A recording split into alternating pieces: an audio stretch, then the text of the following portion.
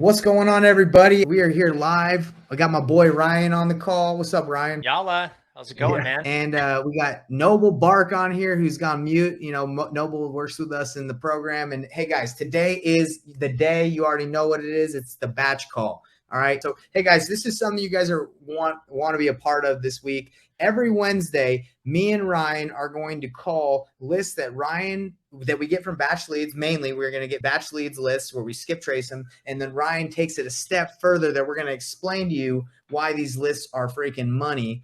And we're going to call sellers live. We're going to try and lock up deals. And the cool thing about this is we got people that are in the Investor Thrive Painless Wholesaling Club that we're raffling these lists off to so they can actually go. We just pulled a list from batch leads. These are pre-foreclosure leads from Utah. These are people that are in pre-foreclosure, should be in pre-foreclosure. We've skip traced them. And again, we got my boy Ryan on the call because he is taken it a step further. He's taken the list that we have and he's put it through his algorithm, his software, his program. And we are hoping to get, 1 to 2 out of 5 dials people on the phone. I know I worded that really bad. So normally when you take a list, you skip trace it, these are good leads, batch leads providing where these are properties you want to go after. But the problem becomes you get the list and you start calling the list, you might have a live conversation like maybe every 20 dials. Right. What I've done is I've created a scoring algorithm that takes that list and will run through and score that list to help you understand the propensity for someone to pick up the phone. And it's going to score it from 1, 2, 3, and then we'll get rid of any stuff that's not worth calling anymore. And so what's going to happen today, we're going to focus on these priority 1 leads. We call these phone ready leads. Instead of having to make 20 dials to get somebody live, you should expect us to get a live conversation like every 2 to 5 dials. So Ryan, I'm super excited to have you on here. Noble, one of the winners. He's at work, so he's on mute, but it's good to have him on here. And then Wes in the Facebook. Let's get it, guys. We're going to call anything that I call from this list, depending on which list it is, it's yours, guys. So if I can take it somewhere, I'm going to pass it on to you because like I said, I got to get back to the people in the group. Hopefully you guys can take it the rest of the way. And if you need my help, I got your back. All right, let's do it.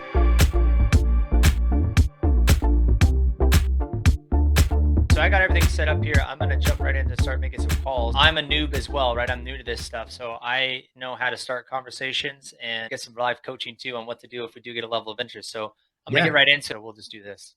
Okay. Just keep it close to that mic and I think we'll be good. Ring, ring. Trish. Hey, Trish. This is Ryan Reiser. You actually weren't expecting my call. I was hoping you might be able to help me out for a moment. What's what? Actually, I'm calling on behalf of Reiser Investments. We're a real estate investment company with operations out in Salt Lake. You're not interested in selling your home? No, not at all. Gotcha. Appreciate it. And this is the property over on Wyndham Road. Is that right? Okay. Yeah. Oh, lost her. Yes. It's all good. Hey, it's all good. Hey, by the way, Utah, I'm not saying like not making excuses, but Utah's a different beast, bro. Like, I don't know if people in Utah are like, they're interesting. So we're up to, this is the 7th dial and we've had the 2 connect so far. After this one, I want to show you some numbers that I have so that might help you understand. That'd be awesome. Just maybe pause it after this combo. Yep. Let's get one more live. We'll turn it into a lead and then we'll look at the math for us. Oh, hi. Is Mike Williams around? He is. May I ask who's calling? Yeah, my name is Ryan Reiser. Yeah, how can I help you? Yeah, I was just looking for Mike. Is he available? May I ask what this is about? Yeah, my name is Ryan Reiser, and I was reaching out. I was reaching out to Mike just to introduce myself regarding his property over on Rockwood Way. Okay, I don't know why you guys have that property is available for sale because it's not, and we're not interested. Oh yeah, Mike. This is the first time I've reached out. Where do you get your information from? Oh, gotcha. Yeah. So there's different data vendors out there that provide lists of folks that may be interested in selling their properties. So maybe that's why you're getting some calls like this. Yeah, we're inundated with them. It's become harassing. Okay. Well, yeah, property is not for sale. Yeah, you won't hear from me again. I'll make sure to update that on my side. So I apologize for that. Oh, thank you. Have a great day. You too. Thank you. Bye. Bro, that was powerful, bro. You did great. You handled that well. There was objection and, maybe even a little bit of negative energy on her end, and you came in there and just diffused it. Awesome. Great job. Thanks, man. So you had some numbers you wanted to share, and then we can swap this out. I'm really fascinated with like what to expect in cold calling. So I was in a mastermind with Sean Terry.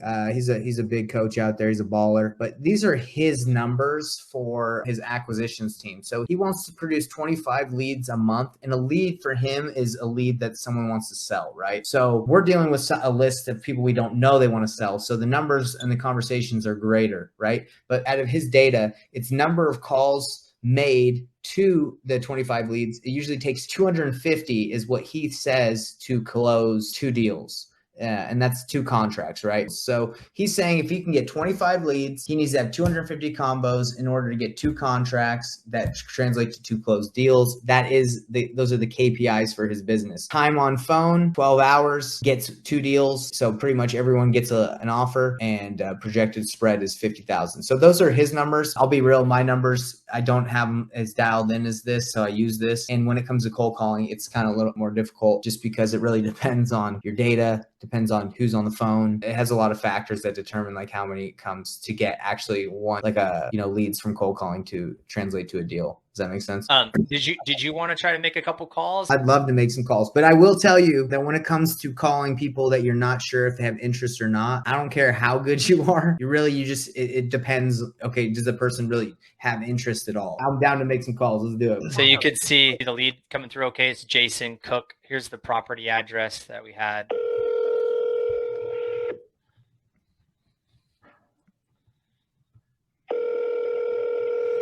And the way I kind of do is I act kind of like, hello.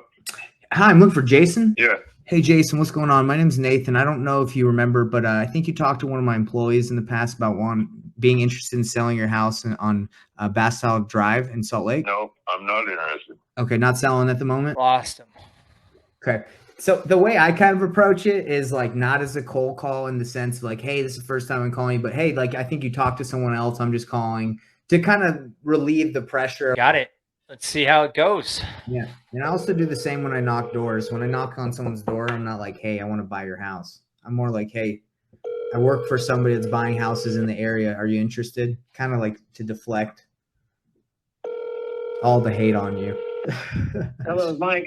Hey, Mike, how you doing? Good. How you doing? I'm doing really good. Hey, Mike, I'm sorry to catch you. I don't know if I'm catching you at a bad time, but I think you'd spoken with one of my employees in the past about your house on Thursby Court. I'm not sure. Are you still interested are you taking offers on it at the moment? I am, yeah. Okay, awesome. So, do you have a couple minutes to chat now, or are you busy? I can talk, yeah. Okay, awesome. Yeah, so, my employee that had talked to you in the past, he didn't really give me too much information on it, so I'm sorry if this sounds a little redundant, but I guess my first question is, what's got you interested in selling the property? Well, I bought it in 2020, and then we were build on it, then a pandemic happened, so we held out the build, and now my son is in the 8th grade, and so we're probably going to stay in our current city. Okay. And there's a guy that lives in the neighborhood next to ours.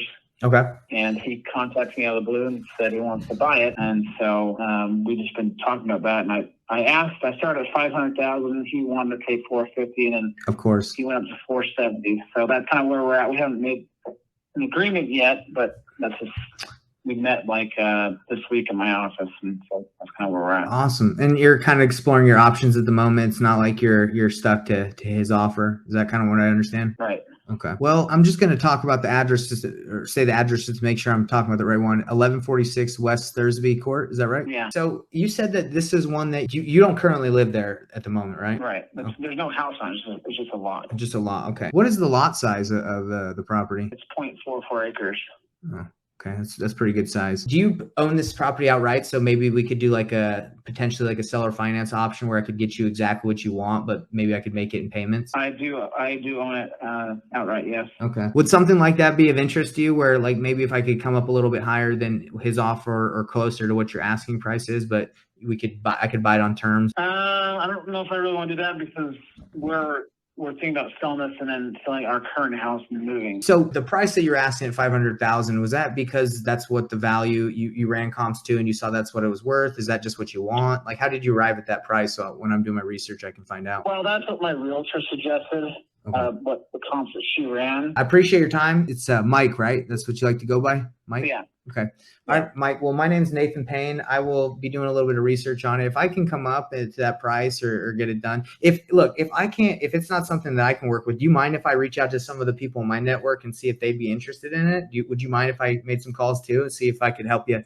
Maybe I have a developer that might want it. Yeah. All right. Well, either I'll make an offer, and if not, I'll just kind of maybe reach out to some people and see what I can do. And if we can, if it can be a win-win, I'd love to help you out. Sounds good. All right. I appreciate your time, Mike. You have a good one. You juicing the list, bro? You just make it that easy? Is that how easy it is? Yeah. So let's talk through this one. So I just realized that this list, I thought it was pre-foreclosures. I don't think it's actually pre-foreclosures. I think it's people that own vacant land. That's what our buyer wanted. The buyer wanted some land so he could develop it. It's either pre-foreclosure. It might be a mixture because that's what he was telling me he wanted. Now that we have the buyer, Andrew, that we know what he wants, we would just call him and say, hey man, this dude's open to selling, right? Let me just tell everyone that's watching this.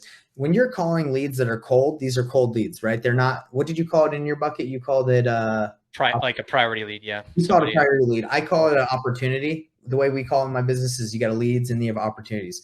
The difference between opportunities or priority leads are these people already raised their hand, said they're interested. So you have to talk to less of those. But in order to get to those, you have to call through what we're calling through now. Exactly. You're just building buckets, right? You got to start cold. Start cold. You build your buckets. And then the beautiful part about that is people who pick up the phone tend to pick up the phone again and again and again. So if someone's new to cold calling on this and you're not using a service like mine and you're just going cold, you rip through the list. When you get somebody on the first time, it's our tendency to want to like try to push a deal, shove a deal or whatever. But the reality is just like be respectful, just like I did with that other woman. It's like, hey, I won't call you back if you don't want to be called back. Like don't do any harassing stuff. That's one thing. The other thing is if someone truly is busy, etc., don't keep trying to pitch. Just be like, hey, it's not a problem. I'll try another time. Someone who picks up tends to pick up again. And so you're building your buckets. You're building your buckets. And then, so first is, can I reach you? The second is there a level of interest? Do you care? Third is like, are you qualified, etc. So to your point, you start to build those buckets, but it has to start. Unfortunately, if you're new to any new go-to-market thing, in this case, you're new to wholesaling, maybe I am, you just have to can and fodder your stuff through it, right? You're going to have to just, but eventually if you commit to the process, your cold calling is no longer cold calling. It's a warmer calling. These are people you've spoken to in the past. Like you'd be calling back like, hey, I got somebody, now you're deal making and it's not so hard. And if you blend those two throughout your day, within a couple of weeks, your whole day isn't just getting kicked in the teeth. Your day is doing deals and getting kicked in your teeth, and it's not so bad, right? And it's just exactly. Ryan, I appreciate your time, man. Let's continue to get this thing going. And we're gonna continue to get deals. People, there's motivation out there, and we just got to make the calls. That's all. Make a list, call list, follow up. That's it. Batch leads, right? That's how we got them. That's it. That's right. All right, later, bro. Thank you for having me. Yeah, see you guys.